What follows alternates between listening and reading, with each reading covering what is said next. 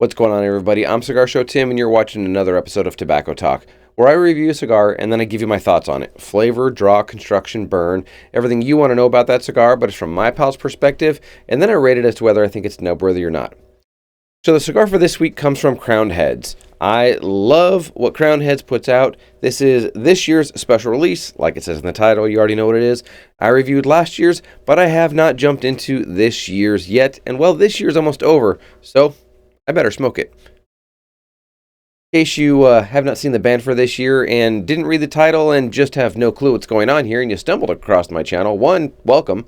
And two, I'm going to be reviewing the Crowned Heads Las Calaveras from 2022. That's it right there. That's what it looks like in all of its beauty. But I'm going to review it. There's only one way to do that. Let's light it up.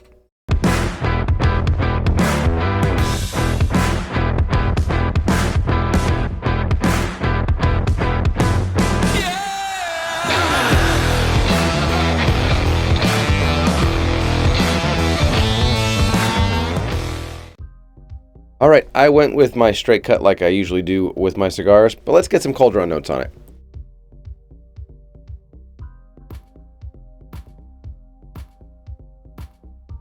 Dark, rich, like raisin bread, molasses. A little bit of fruity sweetness in there.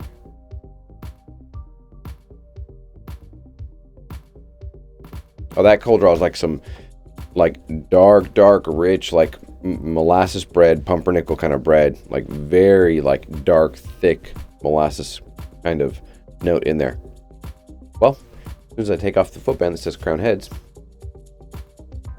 let's toast her up.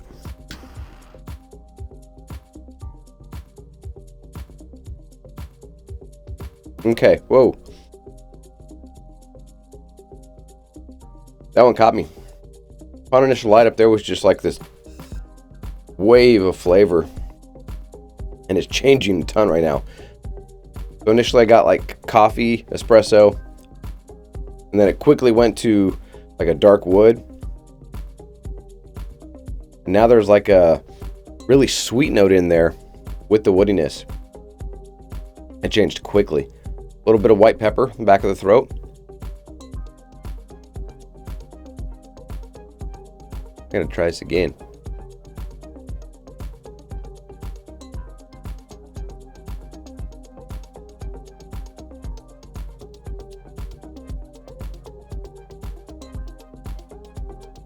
Yeah, there's this really unique like earthiness in there.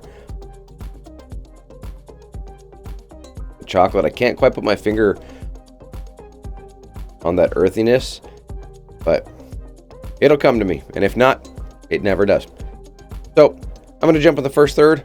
I'll smoke this down. When I come back, I'll let you know a little bit more about the cigar, the blend, the different sizes in it, and all that fun stuff for the Las Calaveras 2022.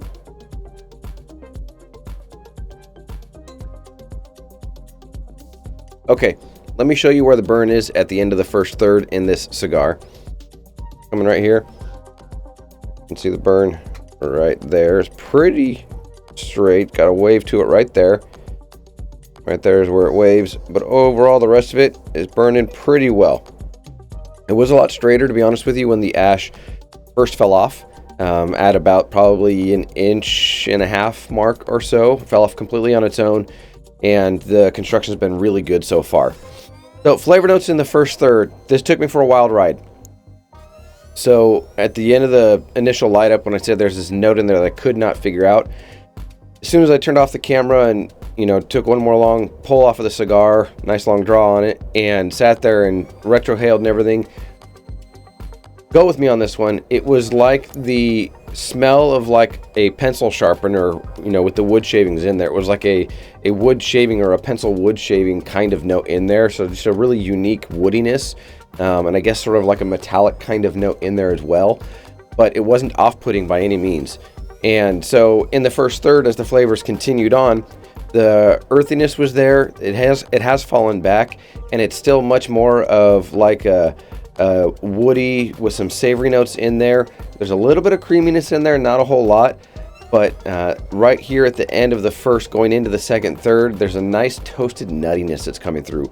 Really, really good. There's still a sweetness that's in my mouth from it. I don't know if it's like a floral sweetness or a fruity sweetness, but there's some kind of a sweetness that's in there, and it's doing really well. So let's talk about the blend on this one. I have what's called the LC52. So each year, the Las Calaveras, so LC, they number them based on what the ring gauge is. So there's a 52, a 54, they've got a Lancero, they've got a few different ones that are all out there in the different vitolas. And so that's what the size of this one is. It's a 5x52. And each year, if you didn't see my video about last year's Las Calaveras, then please click right up here in the corner and you'll get to see that. But last year I talked about how Crowned Heads, when they put together the Las Calaveras, which just means the skulls, if I'm not mistaken, I did a Google Translate. Yes, that's what I did. I think it's the skulls or the skeletons, maybe what it is. But I talked about how on the band there are different seals, if you will, from different countries, and then they put initials within those that denote someone from the Crowned Heads family or someone that they know that has, passed away already. And so that's what this band is. It continues on with that, with the Dia de los Muertos and the Day of the Dead. That's why the skulls, the name Las Calaveras, all those different things. And so that's what this continues on. And it started many years back. If I read correctly from a Half Wheel article, it started in 2014 is when they started releasing these. So they've been doing them for, this is 8 years now, I guess, or technically the 9th year if you count 2014. And it is made in the My Father factory. And the blend on this is, it's a Nicaraguan Puro. It's a Corojo 99 wrapper on it, and everything else underneath it is all Nicaraguan tobacco. So it's Nicaraguan Puro. The draw on it is doing really well. It's not too tight, it's not too loose. Strength-wise, I'd say this is touching into medium minus, maybe a good solid medium at this point. Smoke is plentiful. It is very silky and smooth in my mouth, the texture of the smoke. It's not drying out my mouth, and it is doing very, very well. So that's the blend. Those are the vitolas that it's offered, and a little bit of background on Las Calaveras in case you did not know anything about them yet to date. So I'm going to jump into the second, third. We'll see how this continues on. When I come back, I'll give you a little bit more information and share more from, well, my experience. All right, let me show you the burn at the end of the second, third here. Pretty much razor straight, that one little bump that's right there. Otherwise, it's doing really, really well. So let's talk about flavor notes in the cigar. So in the second, third, the toasted nuttiness that came in at the end of the first third as it transitioned into the second, third is still very much there, and it's the most prominent flavor note in this portion of the cigar. There's a woodiness that's in there as well, and it's a dark, like, oakiness that's in there. There's no, like, charred oak or anything like that at all. It's just a very nice, clean, dark oak, rich oak flavor in there. The chocolate is very faint. You've got to really pay attention to it, and you can only pick it up, at least I can only pick it up on the retrohale. And there's a nice coffee note that finishes it off on the long finish with the white pepper coating my tongue and all of that. So it's been very good in the second, third. Let me show you the band now that has the different seals on it. I pulled it off. It came off nice and clean from the cigar, which was nice. Let me go ahead and straighten it out here and hold it up for all of you to see. So from here,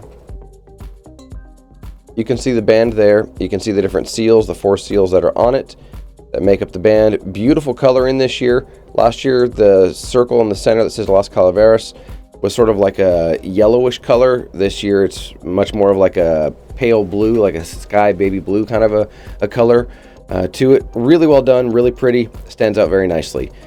So those are the flavor notes in the second, third.